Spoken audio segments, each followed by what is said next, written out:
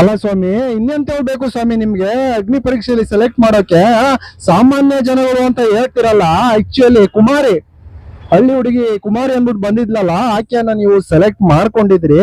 ಆ ನಂತರ ಏನೇನಾಯ್ತು, ಏನೇನಾಗಿದೆ ಅದೆಲ್ಲವನ್ನು ಕೂಡ ಜನಗಳಿಗೆ ಹೇಳ್ಬೇಕಲ್ವಾ? ನಾವು ಹೇಳ್ಬೇಕು ತಾನೆ? ಖಂಡಿತವಾಗಿಯೂ ನೋಡ್ತಾ ಇರ್ತಕ್ಕಂತ ಸ್ನೇಹಿತರುಗಳೇ ಹಾಗೆ ಬಂಧುಗಳೇ, ನಿಜವಾಗ್ಲೂ ನೀವು ಒಬ್ಬ ಹುಡುಗಿ ಬಂದಿದ್ಲು, ತುಂಬಾ ಸ್ಮೂತ್ ಆಗಿ ಎಲ್ರು ಒಂದು ನಗೆಗಳಲ್ಲಿ ತೇಲಿಸಿ ಆಕ್ಚುಲಿ ತುಂಬಾ ಅದ್ಭುತವಾಗಿ 4 ಜನ ಜಡ್ಜ್ ಗಳಿಂದನೂ ಕೂಡ ಗ್ರೀನ್ ಬಟನ್ ಅನ್ನ ಒತ್ಕೊಂಡಿದ್ಲು. ಅವಳು ಆಕ್ಚುಲಿ ಕುಮಾರಿ ಅನ್ಬಿಟ್ಟು. ಅವಳ ಬಗ್ಗೆ ಆಕ್ಚುಲಿ JP ಅವರು ಒಂದು ವಿಡಿಯೋ ಮಾಡಿದ್ದಾರೆ, ಅದನ್ನ ಹಾಕ್ತೀನಿ, ಅದನ್ನ ನೋಡ್ಕೊಂಡ್ ಬನ್ನಿ, ಆ ನಂತರ ಮಾತಾಡ್ತೀನಿ ನಾನು. ಎಲ್ರಿಗೂ ನಮಸ್ಕಾರ. ನಾನ್ ಮಾತಾಡಕ್ ಬಂದಿರೋದು ನಮ್ ಕುಮಾರಿ ಬಗ್ಗೆ. ಯಾರು ಅಂತ ಗೊತ್ತಾಗಿಲ್ವಾ? ಒಂದ್ ಕ್ಲಿಪ್ ಹಾಕ್ತೀನಿ, ನೋಡ್ಕೊಂಡ್ ಬನ್ನಿ. ನಮಸ್ಕಾರ, ನನ್ನ ಹೆಸರು ಕುಮಾರಿ. ಸೊ ಗೈಸ್, ಬಿಗ್ ಬಾಸ್ ಅಗ್ನಿ ಪರೀಕ್ಷೆ ನೀವು ನೋಡ್ತಾ ಹೋದಂಗೆ ಮುಂದೊಂದ್ ದಿನ ಕುಮಾರಿ ಬಗ್ಗೆ ಒಂದು ಶಾಕಿಂಗ್ ನ್ಯೂಸ್ ಗೊತ್ತಾಗುತ್ತೆ. ನಿಮಗ್ ಬೇಜಾರಾಗ್ಬೋದು, ಅದನ್ನ ನಾನು ಇಲ್ಲಿ ಬಿಟ್ಕೊಡಂಗಿಲ್ಲ ಚಾನಲ್ ಬರೋವರೆಗೂ. ಅವಳ ಜೊತೆ ಇದ್ದಿದ್ದ ಕ್ಷಣನ ನಾನು ಯೂಟ್ಯೂಬ್ ಅಲ್ಲಿ ಅಪ್ಲೋಡ್ ಮಾಡಿದೀನಿ, ಒಂದು ಲಾಗ್ ಅನ್ನ ಅಪ್ಲೋಡ್ ಮಾಡಿದೀನಿ. ಸೊ ಕುಮಾರಿ ಬಗ್ಗೆ ಹೇಳೋದಿದ್ರೆ, ಒಬ್ಬಕ್ಕೆ ಚಿಕ್ಕ ಹುಡುಗಿ, ತಂದೆ ಇಲ್ಲ, ತನ್ನ ತಾಯಿನ ಕಷ್ಟ ಪಡ್ಕೊಂಡು ಅವಳೇ ಕಾಲೇಜ್ ಹೋಗ್ಕೊಂಡು ದಿನದಲ್ಲಿ ಅಷ್ಟಿಷ್ಟು ದುಡ್ದು ಸಾಕ್ತಾ ಇದ್ದಾಳೆ. ತಾಯಿಗೆ ಹುಷಾರಿಲ್ಲ, ಅವಳ ಹತ್ರ ಟ್ಯಾಲೆಂಟ್ ಇದೆ, ಅವಳ ಮುಗ್ಧತೆ ನಿಮ್ಗೆ ಇಷ್ಟ ಆಗಿರ್ಬೋದು. ಮುಂದೊಂದ್ ದಿನ ಎಲ್ಲಾದ್ರೂ ಕಟ್ ಆಫ್ ಆದ್ರೆ ನಿಮ್ಗೆ ಅವಳ ಐಡಿನೂ ಸಿಕ್ಕಿರಲ್ಲ. ಸೊ ಕೊಲಾಬ್ ಕೊಟ್ಟಿರ್ತೀನಿ, ಅವಳ ಐಡಿನ ಫಾಲೋ ಮಾಡ್ಕೊಳ್ಳಿ. ಈಗ ಆಲ್ರೆಡಿ 127 ಆಗಿದ್ದೀರಾ. ಮಿಲಿಯನ್ ಆಗ್ಲಿ, ಆ ಹುಡುಗಿಗೆ ಸಪೋರ್ಟ್ ಸಿಗ್ಲಿ. ಜೈ. ನೋಡಿದ್ರಲ್ಲ, ಆಕ್ಚುಲಿ JP ಅವರು ಹೇಳ್ತಾ ಇರ್ತಕ್ಕಂತ ಒಂದು ಒಳ ಮರ್ಮ ಆಕ್ಚುಲಿ ನೋಡುಗರಿಗೆ ತುಂಬಾ ಚೆನ್ನಾಗಿ ಅರ್ಥ ಆಗುತ್ತೆ. ಏನು ಅಂತಂದ್ರೆ, ಆಕೆ ರಿಜೆಕ್ಟ್ ಆಗಿದ್ದಾಳೆ ಕುಮಾರಿ ಅಂತಕ್ಕಂಥವಳು ಅನ್ನೋದು JP ಅವರ ಮಾತುಗಳಿಂದ ನಮ್ಗೆ ಎಲ್ರಿಗೂ ಕೂಡ ಚೆನ್ನಾಗಿ ಅರ್ಥ ಆಗ್ತೈತೆ. ನಾವ್ ಯಾರು ದಡ್ರಲ್ಲ. ಆಮೇಲೆ ನೋಡಿ, ನೀವು ಆಕ್ಚುಲಿ JP ಅವರು ಒಂದು ಒಳ್ಳೆ ಕೆಲಸವನ್ನ ಮಾಡಿದ್ದಾರೆ. ಅವ್ರು ಹೇಳ್ತಾರೆ, ಆಕ್ಚುಲಿ ಈಗ ಒಂದು ಎಪಿಸೋಡ್ ಗಳು ನಡೀತಾ ಇರೋದ್ರಿಂದ ಇವಳ ಒಂದು ಎಪಿಸೋಡ್ ಅಂದ್ರೆ ಕುಮಾರಿ ಅವರ ಎಪಿಸೋಡ್ ಬರೋವರೆಗೂ ನಾವೆಲ್ಲೂ ಕೂಡ ಬಿಟ್ಕೊಡುವಷ್ಟಿಲ್ಲ. ಹಾಗಾಗಿ ಈಕೆಯನ್ನ ಬೆಳೆಸೋಣ, 1 ಮಿಲಿಯನ್ ನಾವು ಈಕೆ ಫಾಲೋವರ್ಸ್ ಮಾಡೋಣ, ಒಂದು ಫಾಲೋವನ್ನ ಮಾಡಿ ಎಲ್ರು ಅಂದ್ಬಿಟ್ಟು ಆಕ್ಚುಲಿ ಕೊಲಬ್ರೇಟ್ ಮಾಡ್ಕೊಂಡಿದ್ದಾರೆ. ಆ ಹುಡುಗಿ ಅಕೌಂಟ್ ಅನ್ನ ನಿಜವಾಗ್ಲೂ ಜೊತೆಲಿ ಒಂದು ಸಪೋರ್ಟ್ ಮಾಡುವಂತ ಅದ್ಭುತವಾದ ಕೆಲಸವನ್ನ JP ಅವರು ಮಾಡಿದ್ದಾರೆ. ತುಂಬಾ ಖುಷಿ ವಿಚಾರ. ಆಕ್ಚುಲಿ ನೋಡಿ, ನಮ್ಗೆ ಅನಿಸ್ತಕ್ಕಂಥದ್ದು ಇಲ್ಲೇ, ಯಾಕೆಂದ್ರೆ ನಮ್ಗೆ ಇವಾಗ ಎಪಿಸೋಡ್ ನಡೀತಾ ಇರೋದು ಏನು, ಎಪಿಸೋಡ್ ನಡೀತಾ ಇರತಕ್ಕಂಥದ್ದು ಇವಾಗ ಈ 4 ಸ್ಟಾರ್ ಪಡ್ಕೊಂಡಿದ್ರಲ್ವಾ, 4 ಗ್ರೀನ್ ಪಡ್ಕೊಂಡಿದ್ರಲ್ವಾ ಸ್ಟಾರ್ ಕಂಟೆಸ್ಟೆಂಟ್, ಅವ್ರನ್ನ ಒಂದ್ ಕಡೆ ಕೂರಿಸಿದ್ದಾರೆ. ಇನ್ನು 3 ಗ್ರೀನ್ ಪಡ್ಕೊಂಡಿದ್ರಲ್ವಾ, ಅವ್ರನ್ನ ಒಂದ್ ಕಡೆ ಕೂರಿಸಿದ್ದಾರೆ.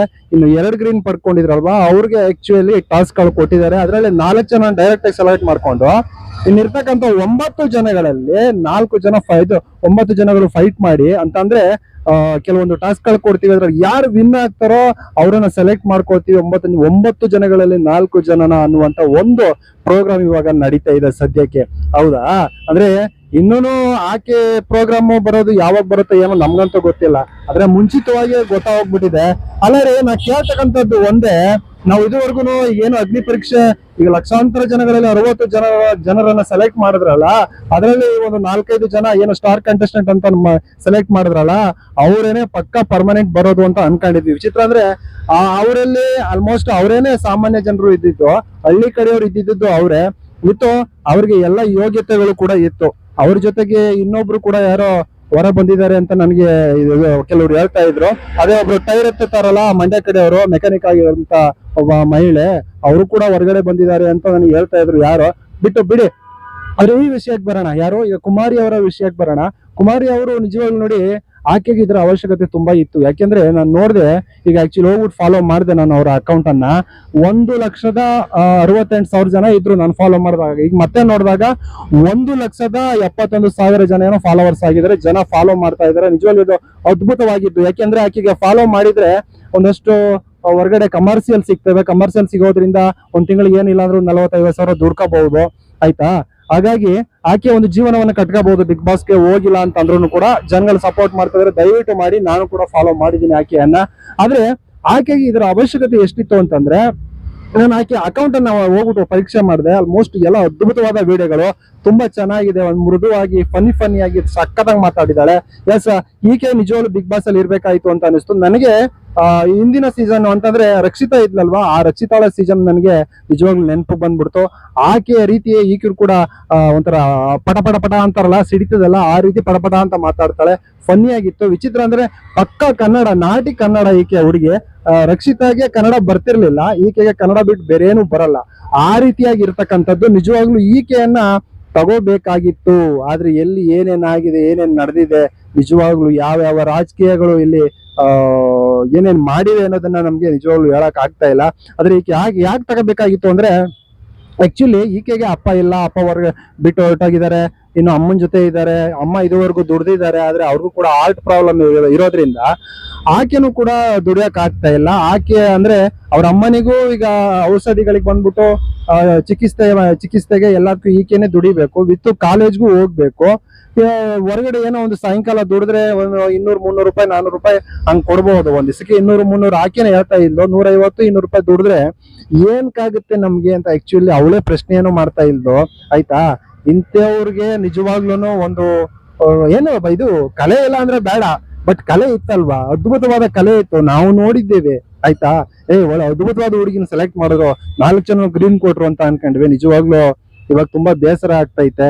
ನಮಗ್ ಕಾಣಿಸ್ತೇ ಇದ್ದು ಒಂದು 3-4 ಜನ ಸಾಮಾನ್ಯರು ಇತ್ತು, ಇವರು ಇಂಥವ್ರು ಇರ್ಬೇಕು ಅಂತ ಅನ್ನಿಸ್ತಾ ಇತ್ತು. ಅಂತವ್ರನ್ನೇ ತೆಗೆದಾಕ್ಬಿಟ್ಮೇಲೆ ನೋಡಿ, ಒಂದ್ ಕಡೆ ಇವಾಗ ಓಕೆ, ನೀವು ಇದು ಸೋಷಿಯಲ್ ಮೀಡಿಯಾದಲ್ಲಿ ಹುಚ್ಚುಚ್ಚರಂಗ್ ಆಡ್ತಿದ್ದಂತವ್ರನ್ನ ತೆಗೆದಾಕಿದ್ದು ಒಳ್ಳೇದಾಯ್ತು, ನಾವು ಅದಕ್ಕೆ 2 ಮಾತಾಡಲ್ಲ. ಆದ್ರೆ ಗಂಗಕ್ಕನ ಮೇಲೆ ಸ್ವಲ್ಪ ನಮ್ಗೆ ಒಂದು ಕನಿಕರ ಇತ್ತು, ತಗೋಬೇಕಾಗಿತ್ತು, ಚೆನ್ನಾಗಿ ಪರ್ಫಾರ್ಮ್ ಮಾಡಿದ್ಲು ಅನ್ನೋದಿತ್ತು. ಅದು ಬಿಟ್ರೆ ಮಂಜಾ ಆಗಿರ್ಬೋದು ಅಂತವ್ರೆಲ್ಲ ಹುಚ್ಚುಚ್ಚರಂಗ್ ಆಡ್ತಿದ್ರು, ತೆಗೆದಾಕಿದ್ರೆ ಒಳ್ಳೇದಾಯ್ತು ಬಿಡಿ. ಆದ್ರೆ ಈಕೆ ನಿಜವಾಗ್ಲೂನು ನನ್ಗೆ 1,68,000 ಜನ ಫಾಲೋವರ್ಸ್ ಆಗಿದ್ರೆ ಆಕೆಯ ಕಂಟೆಂಟ್ ಗಳನ್ನ, ಆಕೆಯ ವಿಡಿಯೋಗಳನ್ನ ನಾನು ಯಾವತ್ತೂ ನೋಡಿದ್ದೇ ಇಲ್ಲ. ವಿಚಿತ್ರ ಅಂದ್ರೆ ಆಕೆಯನ್ನ ನಮ್ಗೆ ಪರಿಚಯಿಸಿದಕ್ಕೆ ನಿಜವಾಗ್ಲೂ ಧನ್ಯವಾದಗಳು ಅಂತ ಹೇಳ್ಬೇಕು. ಇಂಥವ್ರನ್ನ ತೆಗೆದಾಕ್ಬಿಟ್ಟು ಇನ್ನೆಂಥವ್ರು ಬಂದು ತುಂಬ್ಕೊಳ್ತಿರೋ, ಯಾಕೆಂದ್ರೆ ಇಂದಿನ ಬಿಗ್ ಬಾಸ್ ಗಳಲ್ಲೆಲ್ಲ ನೋಡಿದೀವಿ, ಎಂತೆಂತ ಅಧ್ವಾನದ ಕಂಟೆಸ್ಟೆಂಟ್ ಗಳನ್ನ ಒಂದು ಸ್ವಲ್ಪ ತಂದು ತುಂಬ್ತೀರಾ.